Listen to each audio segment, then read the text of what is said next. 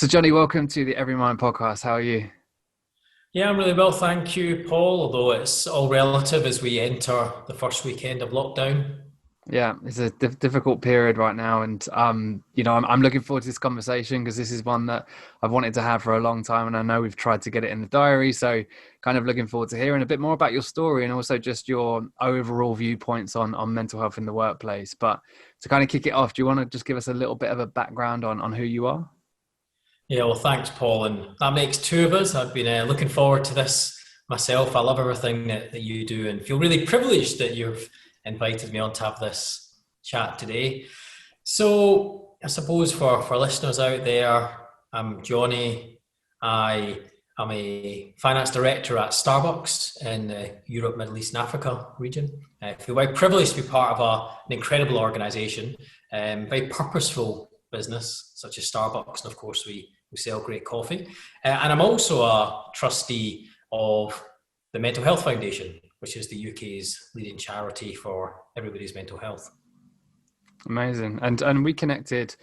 I don't know. We were trying to figure this out the other week. We connected probably about a year or two ago, I think it was, at an event in London, and I remember you sort of talking a little bit there, and I'm kind of really interested to know a little bit behind your passion for mental health. You know, where did that come from? Yeah, I remember that event, and I remember watching you present, and thought, as a real pro up there, one day I'd love to be, I'd love to be able to articulate, I suppose, my story and with such, I suppose, richness and impact as you did, and I remember sitting in the audience, and I really thought about how you made me feel in that audience, and how you made the audience feel about raising the profile of, I suppose, mental ill health and the importance of all of us to talk and trying to break the stigma. So, thank you so much for that day, because I think it was moments like that a couple of years ago that probably had a real impact on me about how could I really start to share my story and potentially, make an impact in business and beyond. Yeah, and that's great to hear. It doesn't feel real sometimes when people say that. But I think, like you say, I know you've been a bit more vocal about your story. It's one of those where it just takes time, doesn't it? It's not something that you just stand up one day and start blurting out. It still took me a long time to kind of share. But in terms of that journey that you've had, obviously I know tiny bits. How has mental health impacted you personally? Yeah, and just like you say, it's probably taken me a bit of time as well. I was supposed to find my voice in this. And I suppose it's funny 'cause a lot of people ask me that and they go, well, where did it come from? And I think if I look back to my childhood, I was always surrounded by, I suppose, friends and family that suffer from mental ill health, whether it was depression, anxiety, loneliness. I, I couldn't necessarily understand what it was at the time, but you could feel that something maybe wasn't quite right, mentally different as well. And I guess, I don't know, I felt like I didn't quite fit in, you know? And in my early teens, my parents got divorced, and I was thrust into a situation where I effectively felt like I was bringing myself up alone. And I got to the lowest of lowest places, and it was really challenging. And I always feared that I would have nothing. And a normal day for me would be doing a long walk home from school. I would then try and work out, how to make dinner. I would, do the household chores, homework, and I'd be sat in my bed at night very lonely, and it was very, very difficult.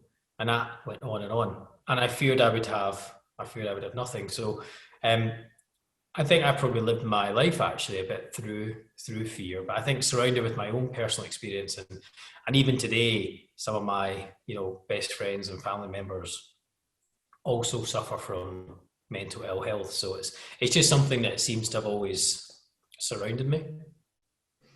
Yeah, and that's I mean that's a powerful story, and I think you know children's mental health is something that plays a part of me, and you kind of talking about how you were impacted at that very young age, gave me goosebumps in a way. because it's something that you want to protect from your own kids from happening. How did you kind of work through that isolation and that loneliness and sort of start to see that, this is something that's happening to me, but I can try and manage it myself? Yeah, I'm not sure I ever felt like I was ever really working through it or managing through it. I got to really low places, and it was difficult. I look back on it and think nobody ever really said let's talk. Like, they could see a, a young person was probably struggling, didn't have the infrastructure or family around, and I just find it interesting that nobody took a step back and say, can we talk to this person and try and help them? Maybe they did. Mm. Maybe I wasn't receptive to it, but it didn't necessarily feel like it in that way. And if I look, if I then kind of fast forward a number of years, in 2017, I was very privileged to be the strategy and transformation director at Polaris, which is a global snacking business that owns the likes of McVitie's biscuits and Godiva chocolate. And we had just signed a mental health pledge to smash the stigma of mental health in the workplace. And as you can imagine, I naturally gravitated towards the efforts of the pledge as an ambassador. And I think it was back in 2017 that I really started to focus an awful lot more on mental ill health and mental health, actually, and really think about it more overtly and what does it mean to me. And I'm very fortunate that I have seen the really positive side of mental fitness, and I'll talk a lot about mental fitness in business. I focus an awful lot on my mental fitness, and to make sure that every day when I wake up, I'm good to go. I've got the energy to really take on the day ahead, and I've got lots of things which I do to help my mental fitness on a daily basis now. Yeah, and I think I love that mental fitness. It's that I always talk about the blurred line between mental illness and mental health. I always kind of say, if I say to you the word mental health, what does that mean to you? What's the first word that comes to your mind? Naturally, it's depression, anxiety, stress, and it's automatically we divert into mental illness, which means that we struggle to relate to it and we struggle to talk about it. So I love that word of like mental fitness, and I talk about my experiences with therapy and actually seeing that as a personal trainer for the mind rather than just going there when I'm broken. So I do love that, and I think was you vocal about your struggles before you did that in Pilates or not? Not really, not really.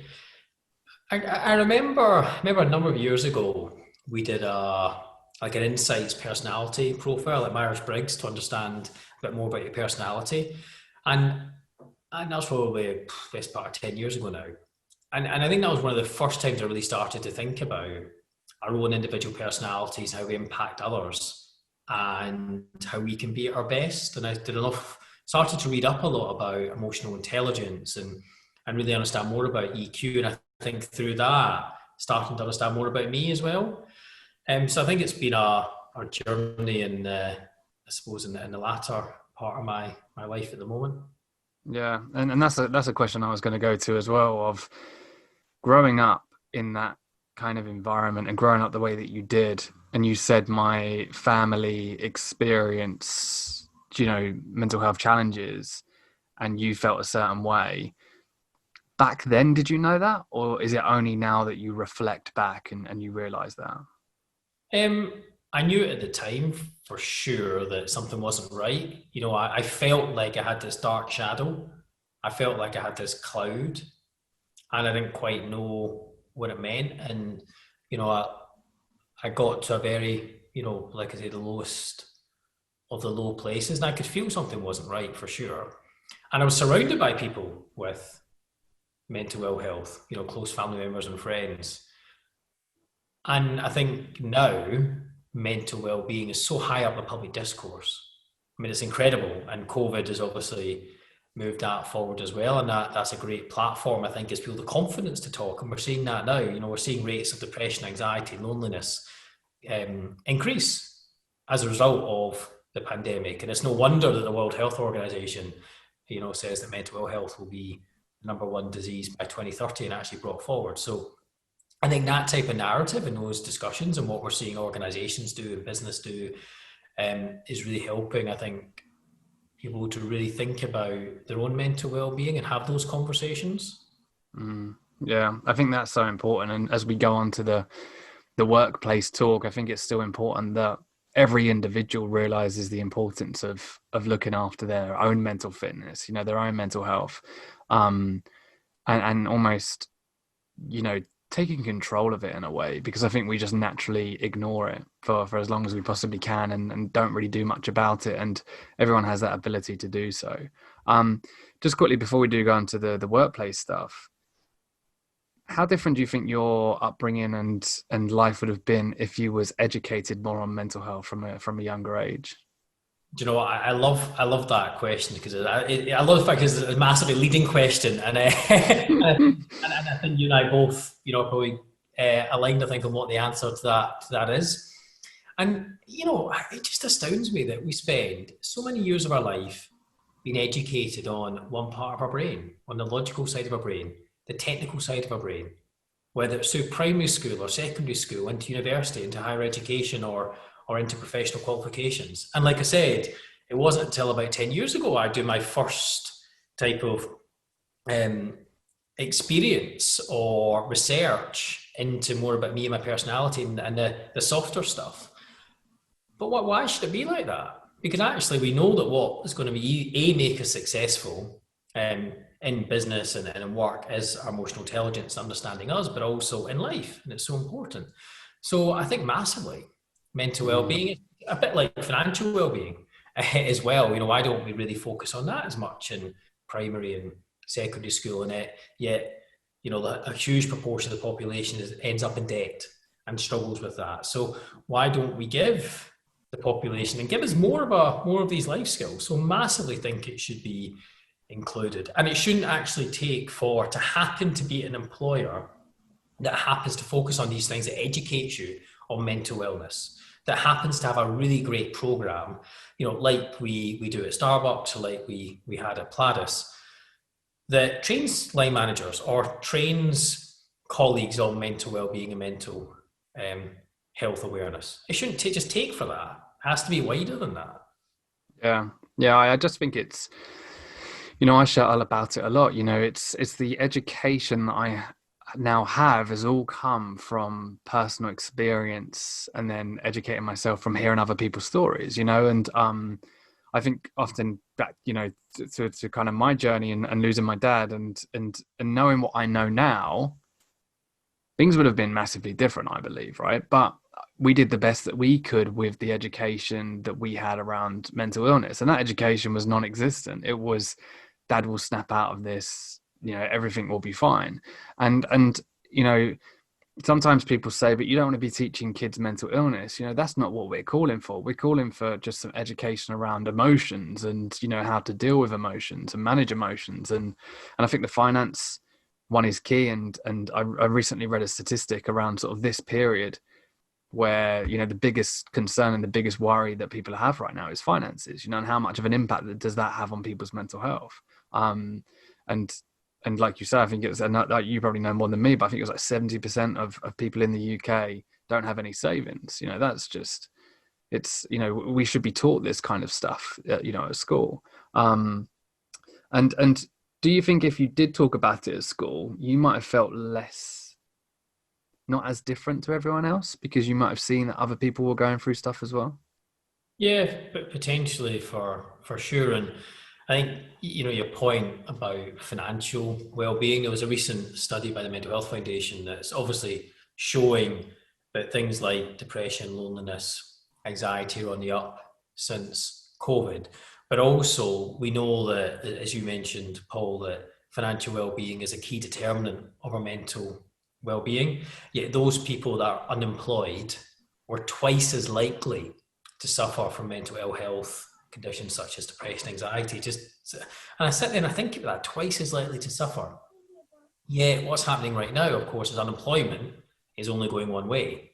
So, by definition, are we not creating a larger number of people across the world that are going to suffer from these issues? And then therefore that will cycle back into the workplace at some point as well. So yeah, I mean, I think you're absolutely right. Financial well-being is a huge part of it. Um, Yeah. and I'm sure, just like you said, being able to talk about it and feeling confident to talk about it, I think is important. And that's why, I think the McVitie's and Mind partnership was so powerful, because it was all about talking.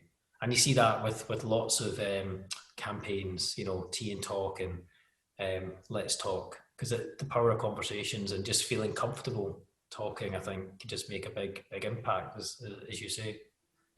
Let's talk about that, because when you told me you was a part of that, I was like, oh, was you really? I didn't know you was a part of that campaign. I remember walking into my local Tesco, seeing a pack of McVitie's biscuits, and then seeing something about mental health on it, and I was like, that is a powerful idea, because for the last couple of years, I've always thought to myself, with my marketing hat on, how can you get more people talking about mental health? And it's via your day-to-day stuff, going for a coffee, going for a walk, eating, drinking tea and biscuits, as we do in the UK.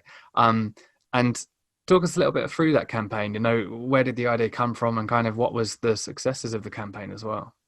Well, I'm so pleased you said that, Paul, because there's not many times, I think, in your career where you probably feel genuinely proud that it pulls on the heartstrings, and for sure that's one of them. And back in 2017, when Pladis, the global snacking business, like I said, that owns McVitie's, has signed a pledge, it started off from very humble beginnings. It was around, how can we create an environment, support people in tough times, but also promote positive mental fitness. And at the time, there was a small group of ambassadors, and we grew the program to over 120 of the most incredible ambassadors, who volunteered their time to try and create this environment. It was amazing. We're campaigning. It was brilliant. And I very fortunate and, felt very privileged to be the exec sponsor of the program. And through the energy of these ambassadors, we created this holistic program. And we always said, look, it's really got to mean something. And it did come from, like I say, humble beginnings, and very, very tragic beginnings, actually, because one colleague in one of the sites took their own life. And I think because of that, at the time, people thought, what could we have done differently? And therefore mental health was taken very seriously, and something that the business and the teams wanted to do something about. And like I say, we went around and really tried to create this plan, and it involved training and raising awareness and campaigning. And we kept coming back to the power of talking. And of course, in the UK, there's one thing that we love to have a conversation over, is a cup of tea, and what you have with a cup of tea, a biscuit. And of course, with the nation's favourite biscuit brand at our disposal, it would have been remiss, of course, not to have not to have done something. And there it was born, Tea, Talk and a Biscuit, and of course a McVitie's biscuit. And the partnership with Mind just blossomed. And it was just so heartwarming to see that blossom into what you said was seen up and down the country by millions of people. Be kind to your mind with McVitie's in mind, and getting that out there. And not only that, of course, it supported Mind with their services and creating more face-to-face services as well. Just amazing, and something the whole business was proud of. And is there any way of tracking the success of that campaign, or was it just, because this is something, as you know as well, everyone's talking about return on investment of mental health, and, if we do these kind of campaigns and these initiatives, what are we going to get back? By the sounds of this, it was more about an awareness and a do good campaign, but, could you track the success of it or not? Well, it's a really good question, and obviously, as a finance person, I love a good old return on Yeah. investment. And I think one of the challenges, of course, with any mental well-being campaign is that it is more challenging to really understand where the benefits fall. That said, the recent Deloitte report shows that return on investment is 6 times, 9 times, 8 times in different scenarios. So, if I said to you, give me £1 out your pocket and I'll give you £8 in return, I'm sure you bite my hand off for it. Mm. And that is the type of ROI that businesses are seeing, and organisations are seeing come out of investing in mental ill health prevention and mental fitness for teams and for colleagues. So the ROI is there and it's been used. But whenever I talk to organizations about it, we always come back to, I think you have to answer the moral argument. So do we accept that mental ill health is a huge issue? Do we accept that 1 in 3 or 1 in 4 people will suffer in any given year? Do we accept the World Health Organization that says that it could be the biggest disease by 2030? And clearly, there are, and like I say, it's incredibly sad, and from your story, we know that 800,000 people will take their own life in any given year. We sit here, we talk about COVID, which is not a too dissimilar number in terms of deaths, but every single year, every 40 seconds. So suicide is incredibly tragic and it's huge. So we accept the moral argument. And then I always then say, well, actually, therefore, the macro argument of, it costs UK PLC £40 billion, £40 billion any given year, plus 80 billion in social economical costs. And they say that globally it costs $1 trillion. So if you accept that argument, and surely the organizations within it must have a role to play. And then I think you can then get into the ROIs of specific campaigns, if that makes sense. I was just sitting there thinking, Jonny, I need you to come to every client meeting with me because you can chuck these numbers around and.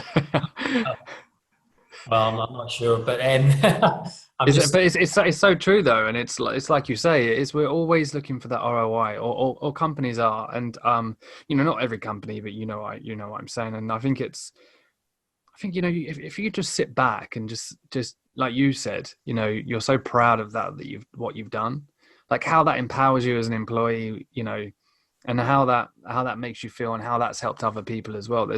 That's really what matters, I think, as well, and we have to remember that. And sometimes we can get drawn away from that as well. Yeah. And, and like I say, at Pladis, it was the most incredible team effort. And, whilst I might have sponsored the mental health wellbeing program, we had an incredible marketing team that went out there and really brought that to life.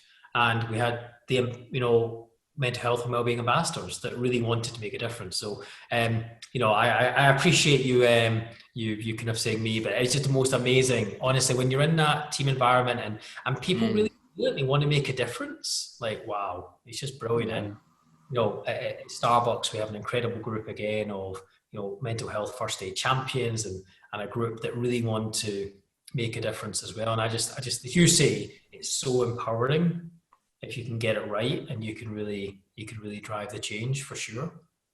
Yeah, and I want to talk about that because when you mentioned about those ambassadors and that ambassador program, and I know Starbucks have similar, and I know Anita sent me that nice. I've got the coffee mug here somewhere. Actually, it's in the kitchen. My Starbucks coffee mug, and just she shared a couple of things that was sent out to people in the organization around mental health, World Mental Health Day, and I talk a lot about ambassadors currently because you've got more experience than me on this, but the cost is pretty little, right? To empower your employees who are passionate about mental health, who say I want to do something, can create that sort of the way for them to be able to do that within an organization, I think is key. So what's your kind of, obviously you've got experiences, but what's your experiences with ambassadors, mental health ambassadors within the business? And have you got any tips for people to launch something like that within their organization? Yeah, and I think you're absolutely right, Paul. That empowerment's important, and it's how do you harness the energy? How do you turn all that positive energy and wanting to give into something? And I think organizations that do this well, I think set the tone from the top. Leadership really buy into it. And last year our chief exec, Kevin Johnson, and across our leadership team said that breaking the stigma of mental health was going to be a real priority. And that's amazing, right? That's the empowerment right there, and the tone from the top. And I think if you have the ambassadors, but then if you can then get into the middle of line managers and the wider kind of organization, you can then start to get that momentum and really start to make a difference. So I think that ecosystem's important, for ambassadors to really feel empowered as well. Training, communication, education, awareness, giving them, a route as well. Whether it's through being first aiders right through to campaigning and raising awareness and talking about it. And, whether it's, things like speaker series and sharing stories as well. All of these different things, I think, can really, really empower ambassadors to make a big difference. Yeah, and I think especially for the smaller organizations, some of the ones that we work with, you know, it does fall on the HR's responsibility. So I put something out there the other day where an organization of 200 be like staff morale's down, and then they'll just look at the HR director and say, what are we going to do about this? And it's almost very pinpointed on one individual. Definitely for the smaller organizations, and one thing that kind of we shout about is, instead of it just always coming from HR, this is what we're doing, this is what we're doing, this is what we're doing, you can have 3, 5, 10, 15 ambassadors, champions, whatever, within the organization that can now start to spread it and can now start to share their story and start to change culture as well. And that doesn't cost much. That's just people's time and creating that sort of environment for them as well. And other things within organizations, what have you seen that's been effective with your experience? And I think that point you mentioned about HR is so important. HR Mm. working in partnership with the business, and Starbucks, we have an incredible HR team that, as you know, that's just doing some really brilliant things, engaging the business. And I think it's when we can work in partnership and actually really try and build it into the DNA. And I think that's what's important. I think that's when you see it work well, with ambassadors and with groups that really then want to, as you say, feel empowered to create a strategy, create an end-to-end strategy. Everything back to Pladis, we had a really great holistic strategy around communication, around engagement, around education, awareness, and tools. I think that's where you see things being done really well. And storytelling, like I mentioned, and being vulnerable. I remember there was this one moment we had signed a pledge, and I remember going round the exec team and saying, look, we really want to put mental health on the agenda. And every time I said the word mental health, I could just feel the stigma like drop out my mouth and just land on the floor. I just felt Mm. it. Stigma, mental health right in front of me. Mm. With that. And then we kind of then get into the language, and we look deep into the values of Pladis, and the mission at Pladis was to bring happiness to the world. And one of the words we spoke about was positivity. So we went to the ambassadors and said, what do you want to call the program? And they came back with positive minds. So I went back round the same leadership, said, we should do something around positive minds. And everyone's really up for positive. And it really taught me something about language is so important. So important. And I remember when we signed this pledge, having got more support, and we're calling it Positive Minds and getting the momentum. And one of the leadership team stood up and shared their own personal story. And this session was a large town hall, a couple hundred people in the room. In fact, it was this town hall, more people attended this town hall than the chief exec's update, which I kept reminding them, this is much, people care about mental well-being so much more than a business update. This shows you how important it is. And actually more people watched it on the internal platform than would normally watch a business update, which of course we kept reminding leadership of as well. But in that room, it was a 30-minute session, and right at the end, one of the XCOM members stood up and shared their story. And within 30 seconds, they started to cry. And it was probably one of the most powerful moments I've ever seen. And everyone called it the session of this one individual. They forgot about the other 29 and a half minutes, when I was up talking, other people up talking. They forgot about that. They focused on the last 30 seconds. I always remember that moment of vulnerability and storytelling at a leadership level. And if you can get the right language right and you can get leadership on board, what a difference it can make. I love that, and like you say, I've never thought of it that way of the language, and like I said, I think people do struggle to want to talk about mental health because naturally we default to mental illness, and I always talk about in my sessions, I go, what's the first word that comes to your mind when I say the word mental, right? And it's crazy, psycho, mad, and that's the reality of it. So when we're trying to talk about mental health, the first word has already been stigmatized, and we see it a different way. Whereas let's talk about positive minds, it sounds completely different. It sounds more empowering, which is key. And the senior buy-in, I think, is key. Have you got any, and I know I get asked this question a lot as well, any advice on how you can get senior buy-in apart from sort of maybe shifting up the language? I think it's around understanding where the business problem is as well, or the organisation problem is. So, is it the case that there's high absenteeism or presenteeism challenges or efficiency challenges? Is it the case there's an opportunity in the market, or is it the case that I know the recent employee survey results show that there's a particular issue around mental well-being? I think it's maybe doing a hook onto where the business problem could potentially be. I also think there's something around, and just you touched on a point around language, and you mentioned it around the positive aspects of mental health, because you're right, and every time we say mental health, that stigma. And one thing I just loved about Mental Health Awareness Week, which obviously you're a big supporter of, is in this space that is run by the Mental Health Foundation, and the theme this year we know was kindness. And I just loved that theme, and it's not something I really thought about too much. And I suppose it really resonated with in the middle of a pandemic and COVID, and look at how the public, reaction to Captain Tom and NHS volunteers. Kindness was it's just such a word that just landed. And of course, we know that, by being perpetually kind, studies out there show you that you can actually live longer, which is a great reason to think. But it's not really spoken about. But the thing I love about kindness is it's such a positive word. And I think it just comes back to your point. I think it shifts the word mental or the word mental health into like a different space. And that's where I think the kindness theme of Mental Health Awareness Week really did land, because of that. I suppose also it stuck with me. Maybe I wasn't kind before, don't know.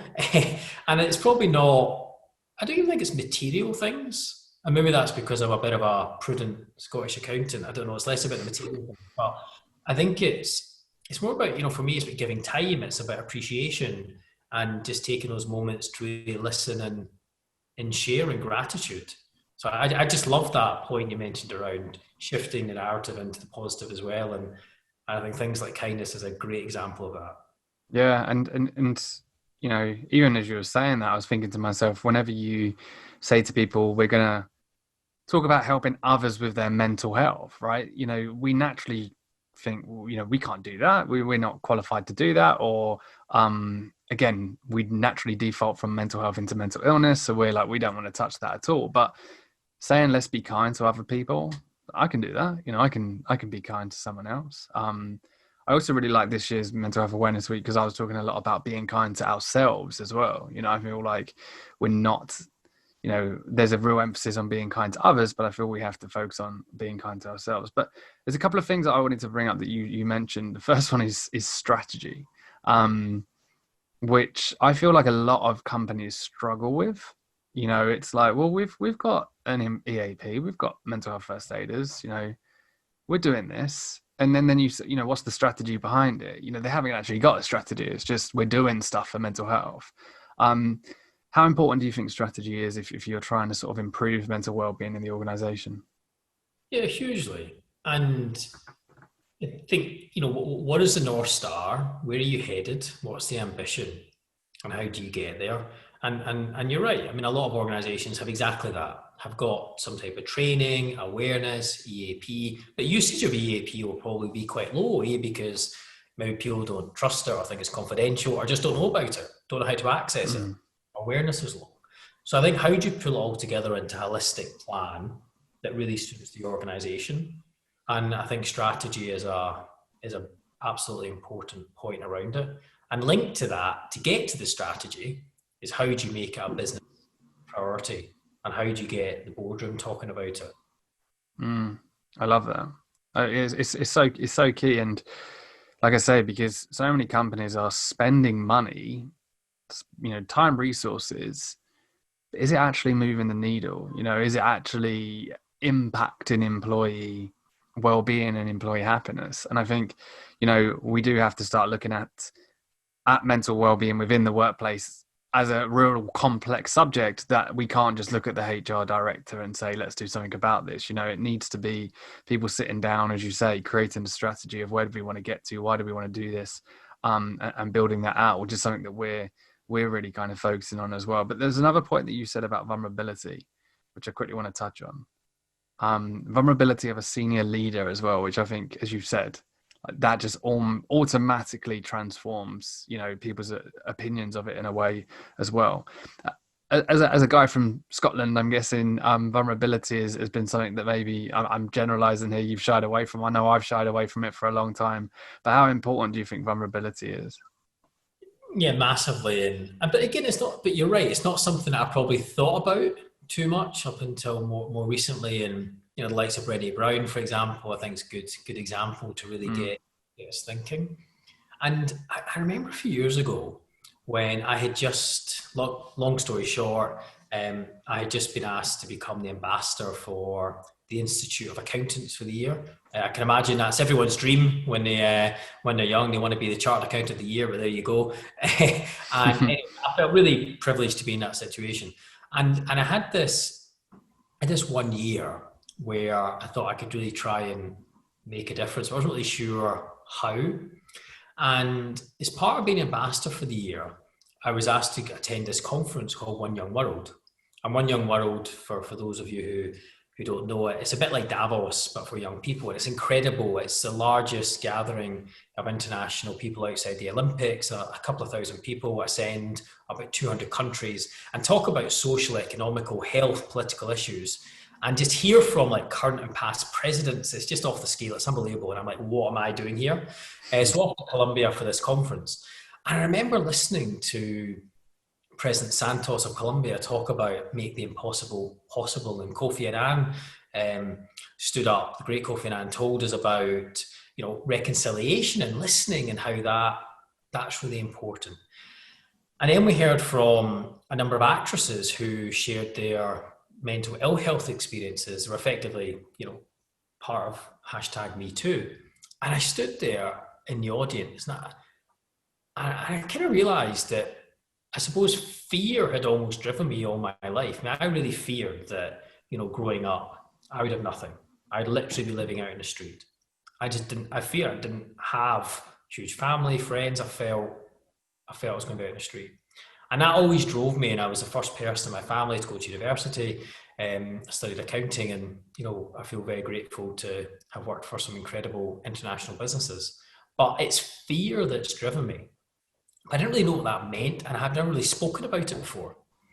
And I remember sat in the audience listening to all of these stories, and I came out of it and thought, maybe I can find my purpose in this. And my purpose might be about talking about mental health and mental fitness in business. And from fear, suddenly in that moment, I felt like I found my purpose. And I came away from this summit. And one of the things I had to do as part of being this ambassador was to give a speech at the admission ceremony, which, by the way, I was, as we say up in Glasgow, bricking it. And I was so nervous. I was so nervous. I didn't sleep for weeks. And I thought I have to stand up in front of a couple of thousand people in the International Conference Centre in Edinburgh and talk about something that's supposed to be inspirational to the next crop of young people that are becoming chartered accountants. And I cannot tell you how nervous I was, heart jumping at my chest. I was sat at the front of the auditorium. I was sandwiched in between two incredible speakers, and I thought, I'm going to talk about mental health. So I go up on stage and I talk about mental health, and you know, and in the you talk about males or West of Scotland or whatever, but even accountants, right? You know, I mean, accountants are not exactly known for expressing emotions. Never mind talking mental health. And I spoke about it, and I was so nervous, and I came off stage, and I thought, I have no idea what I've just done. Afterwards, so many people came up to me and said, me talking about mental health made such a difference. I got this LinkedIn from one person, and it said what a huge difference it made to them for me sharing that story. And, you know, we often talk in our circle, Paul, and you'll know, is around, you know, each time we share a story, we send a lifeboat of hope. And maybe I realized in that moment, maybe my role from, you know, fear into purpose is about sending out more lifeboats and being more vulnerable and talking more. And I suppose that's just stuck with me, and I've tried to maybe share more and but ultimately try and support those around me in the organizations, you know, like the Mental Health Foundation, like the Institute of Accountants, to talk about it more. That's amazing. Yeah, that gave me goosebumps as well. You're on one today, Johnny.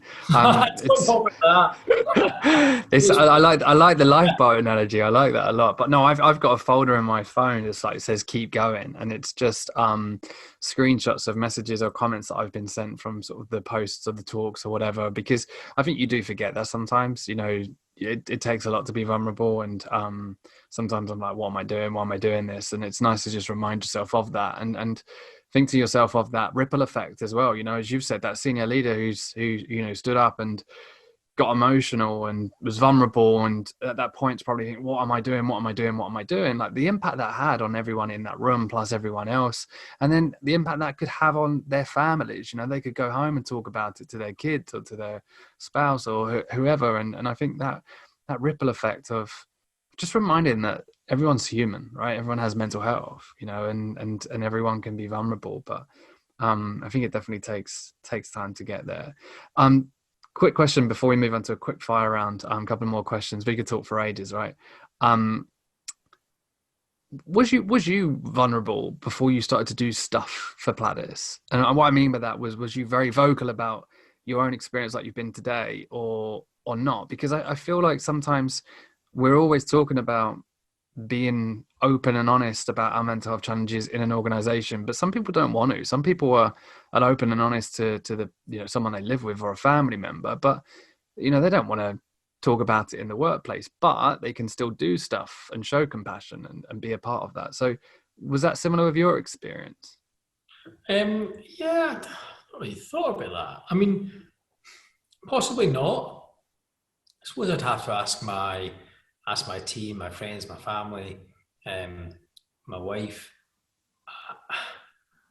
I don't think massively. I don't think I probably spoke too much about me or my life. For me, it was around, I suppose, around the task a little bit. Because you know, when I was younger, I was so focused on task. I had to do 10 things because I didn't have that many people around Mm, to do it. So I guess probably not so much. And I've been on quite a journey myself.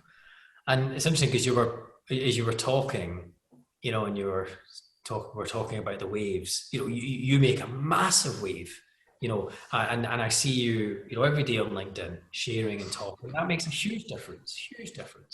And I recall back to watching you on stage and share your story, and you know, exposing your vulnerability with such clarity and honesty, and that does make a massive wave. So you know, I just thank you for everything that you do, because actually you inspire me to try and then go on and you know, try and inspire hopefully the next person, and as you say, it creates that wave.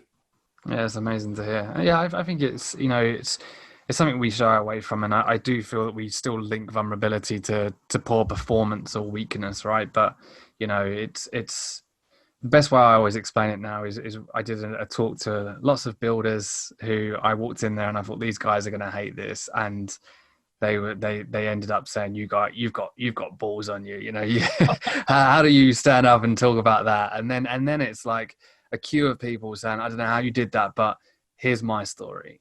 I've Wow. been through this, you know, this is what happened to me. And then I was judging myself because I was like, I walked into this room judging all these guys saying they don't want to talk about mental health because of how they look. So I think vulnerability is massively important. Johnny, like I say, we could talk for ages, but I just kind of want to finish up with three quick questions. Two are a bit more sort of easier to answer. The last one's a little bit more difficult, I guess. But the first one is, what's the best book you've read recently?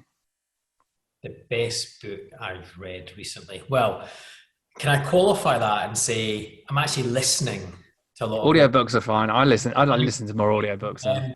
I think Moment of Lift by Melinda Gates. I'm actually really interested in the Gates. I happen to be a goalkeeper for the Bill and Melinda Gates Foundation, which is around progressing the United Nations Sustainable Goals. And obviously, one of the goals is around health and well-being. So I'm just genuinely interested in their story, and it is incredible. You know, absolutely incredible book. Just talking a lot more around, you know, her experiences, but also just around women in general and women Mm, empowerment. And that's really learnt me, and vulnerability. And actually, on that subject, The Invisible Woman is also a fascinating book if you've not read it. So there's two great books. And I've also just finished the Alistair Campbell book, around Depression and Me, which is another really, really insightful book, another vulnerable book, actually, another really vulnerable. I love that as well. Just quickly about you saying about understanding women in the workplace, and naturally, we wouldn't want to educate ourselves on that typically, right? Because we're like, that's not going to impact us. But it's hearing those stories that open our eyes to it. We did a recent episode with a lady who spoke about menopause, the impacts of menopause, and as she was talking, I sat there and I thought to myself, I've never given this a second thought, because how did this, when my mum went through it, I was just like, oh, she's just going through it. I never thought to think about asking her or understanding the impact it could have on mental health. And I think it's still important that we educate ourselves on those kind of topics. So I'll check those books out and we'll link to them as well. Just as you're talking there around menopause, it was actually my wife who suggested that I read The Invisible Woman. It talks an awful lot about effectively unpaid labour, unpaid work, and it's fascinating. And it's right, these aren't well, for me, it wasn't something that I would probably not naturally gravitate towards that book, and it was just fascinating, which is why then, the Melinda Gates book as well is really interesting. And as you're talking there, one of my wife's friends does a lot of campaigning around period poverty. And again, not a topic I would naturally have gravitated towards or really understood. And again, it's just fascinating the impact that can have on mental wellness as well. Yeah, it's just education, it's educating and hearing other people's stories. And I think, we're never going to be able to walk in people's shoes, but we can show compassion to what they're going through. Next question. What are you grateful for right now? What am I grateful for? Well, first things first, in the midst of a pandemic, I am grateful for my health. That's for sure. Health and well-being, roof over my head, having been in the supermarkets a couple of days ago and seeing no food on the shelves. I'm grateful for having food. But you know what? I am grateful to just be surrounded by some incredible people to have these conversations. And grateful for my wife and friends and family, and I suppose grateful that I feel like maybe I've been able to find more of my purpose in all of this as well. I love that. It's great. Last question, which might be a difficult one. What advice would you give to the younger Jonny? Yeah. That one always throws me as well, Jonny. It always gets me. That is, I look back and I think that 13-year-old boy sat in his bedroom, lonely, didn't want to talk, didn't know how to talk, and maybe that's about talking. Maybe it's about yeah, to kind of give him the power to talk, to speak to others and know that it's okay to talk. Yeah. It's powerful. Jonny, thank you so much for being honest, for sharing your wisdom. Really, really appreciate you coming on. Where can people connect with you? Where's the best place? Thanks, Paul. You can connect with me. You can find me on LinkedIn, on Twitter, and I'm sure through your podcast channels as well. Yeah, we'll link up to everything as well. Jonny, thank you so much, and we'll speak soon. Thank you so much, Paul. Been a pleasure. Thank you very much. Stay safe. Bye.